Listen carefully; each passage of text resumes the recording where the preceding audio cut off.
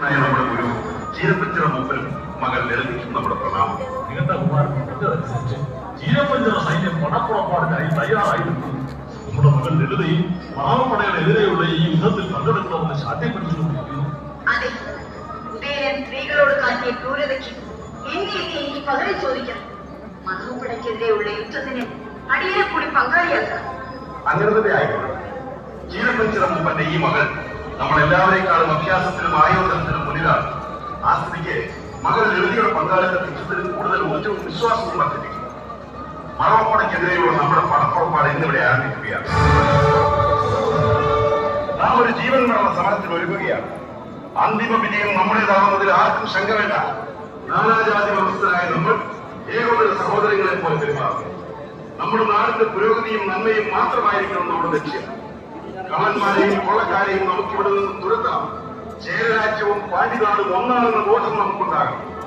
കരിമലക്കോട്ട തകർത്ത് ഉദയനെ വകവെത്താം. അശാന്തിയുടെയും ശൈഥില്യത്തിന്റെയും ശക്തികളെ തൂത്തെറിയണം. മലകയറ്റം ഇവിടെ നിന്നും ആരംഭിക്കുകയാണ്. എരുമേലി വരെയുള്ള യാത്രയിൽ താവളങ്ങൾ പലതാണ്. എന്നാലും എരുമേലിയാണ് നമ്മുടെ പ്രധാന താവളം.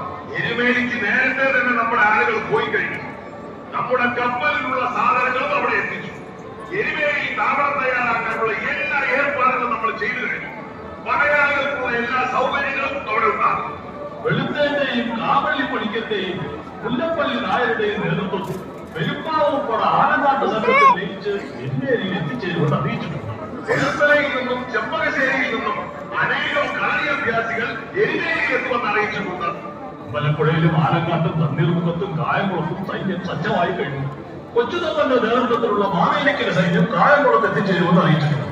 എരുമേലിയിൽ നിന്നുള്ള ഓരോ ചുവടും വളരെ ശ്രദ്ധിച്ചു വേണം നീങ്ങാൻ. കരിമലക്കോട്ട കൂടാതെ ഇഞ്ചിപ്പാറയിലും തലപ്പാറയിലും ഉദയനയുടെ കോട്ടകളുണ്ട്. ഇഞ്ചിപ്പാറ കോട്ടയുടെ സംരക്ഷകൻ പുതുശ്ശേരി മുതലാണ്.